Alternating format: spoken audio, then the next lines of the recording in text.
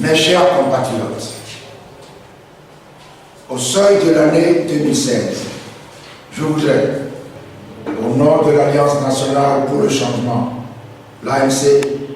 et en mon nom personnel, souhaiter à chacun de vous et à vos familles une bonne et heureuse année.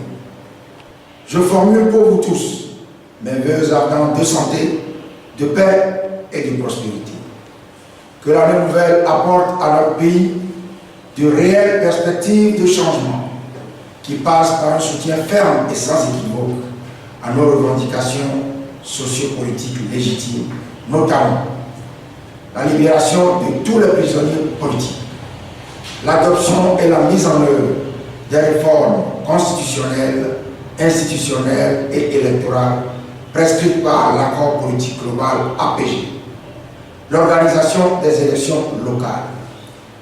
l'adoption de mesures d'urgence contre la pauvreté et la vie chère, l'appurement du contentieux né de la dernière élection présidentielle. Je prie Dieu Tout-Puissant afin qu'il nous comble de ses bénédictions et qu'il nous donne le courage, la sagesse et la détermination nécessaires à la poursuite de la lutte que nous menons ensemble contre la dictature. L'année 2015, tout comme les années précédentes, aura été une année douloureuse et éprouvante pour notre pays et nos populations, fragilisées par les conséquences de la malgouvernance et les dérives du régime RPT-UNI. En saluant la mémoire de nos camarades de l'ANC qui nous ont quittés au cours de cette longue lutte, je ne puis m'empêcher d'avoir une pensée émue pour nos compatriotes tombés récemment à Mango sous les balles assassines d'une soldatesque entièrement acquise à la violence consubstantielle à ce régime. Naturellement, je pense à tous ceux et à toutes celles qui passeront les fêtes de fin d'année le cœur meurtri parce que victimes de violences policières, d'injustice, d'insécurité, de harcèlement et d'arbitraire. Je pense à tous ceux qui croupissent dans la misère et l'indigence. Je pense à tous ceux et à toutes celles dont les droits sont impunément violés, en particulier les prisonniers politiques détenus dans l'affaire des incendies des marchés de Lomé et de Kara et aux personnes contraintes à l'exil, loin de leur famille. Je n'oublie pas les victimes de ces incendies, les femmes des marchés et les commerçants en détresse, ruinés et demeurés sans aucun dédommagement du gouvernement. Je veux une fois encore, au nom de l'ANC et à mon nom propre, marquer notre compassion et notre solidarité à tous et à toutes, et dire que nous les soutenons dans tous ces moments de souffrance et de douleur qui prendront fin,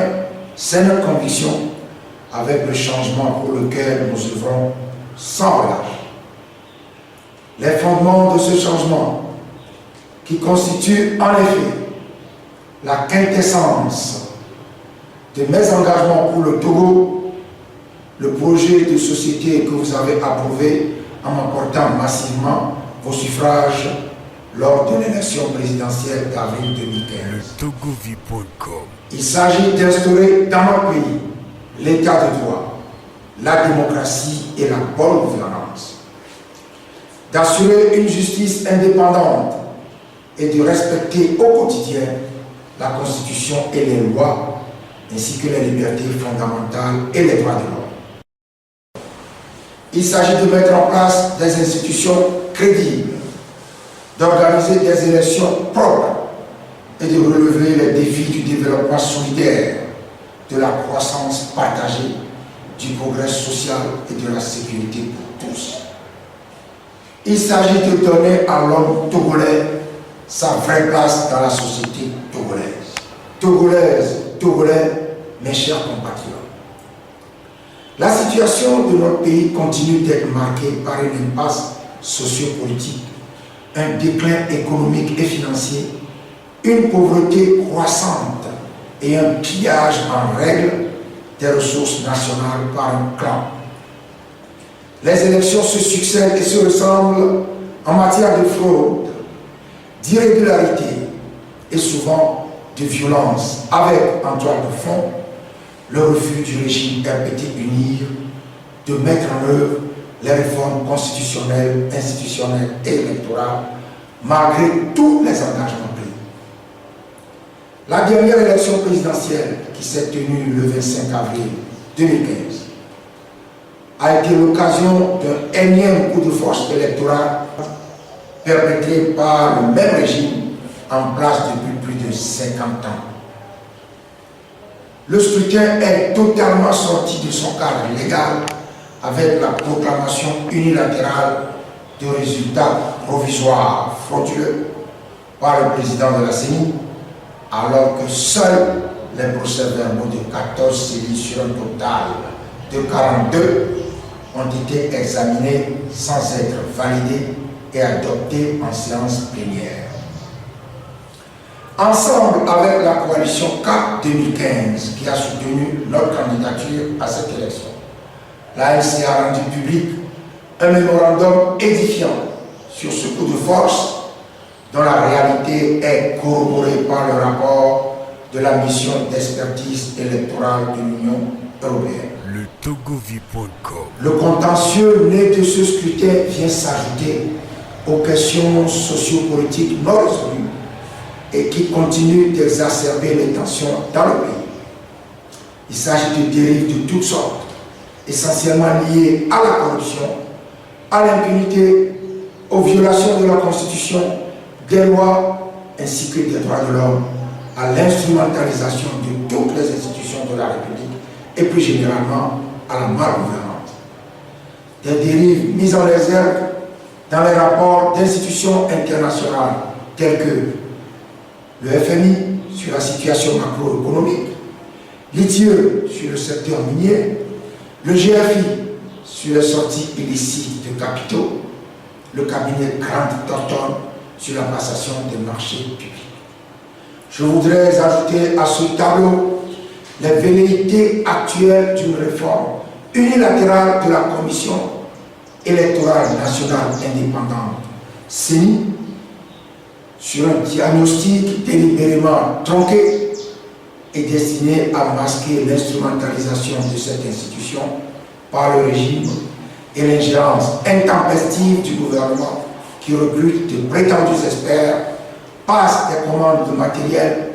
signe des contrats de service avec des sociétés partenaires et engage généralement des opérations d'importance en lieu et place de la CENI. Il importe de rappeler que dans sa conception actuelle,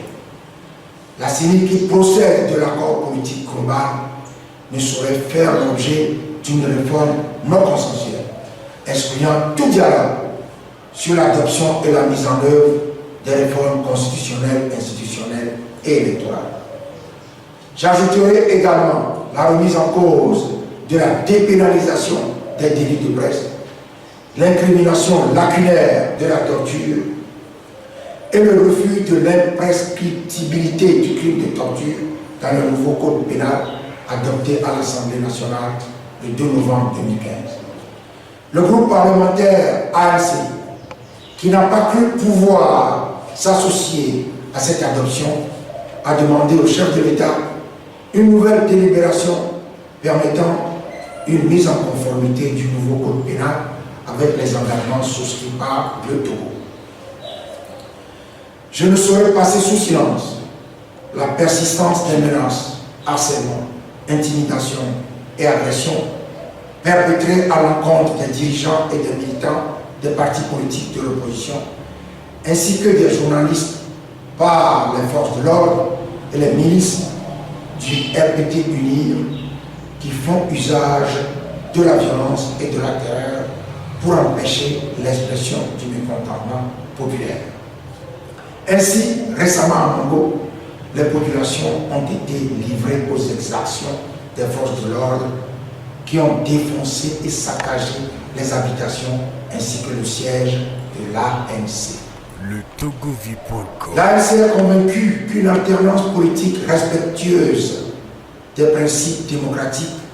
est un facteur déterminant de résolution juste et durable de la crise togolaise et partant du développement économique et du progrès social. Voilà pourquoi l'ANC se bat pour que les textes fondamentaux, leur application ainsi que l'organisation et le fonctionnement régulier des institutions de notre pays créent les conditions d'une alternance politique démocratique. Voilà pourquoi les populations togolaises et les forces démocratiques doivent se mobiliser massivement pour prendre résolument leur destin en main. C'est à cette mobilisation que l'ANC, par ma voix,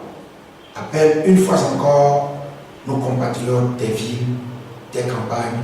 et de la diaspora. Mes chers compatriotes, ni la médisance, ni les dénigrements, ni la défection, ni la trahison, ni la lassitude, ni l'abandon, ni les répressions sanglantes, ni les tentatives de déstabilisation, d'où qu'elles viennent, ne doivent avoir raison de notre détermination à poursuivre le combat pour libérer le peuple togolais de l'imposture et de la dictature. Bonne année à tous et que Dieu bénisse le Togo et le peuple togolais tout entier. Je vous remercie.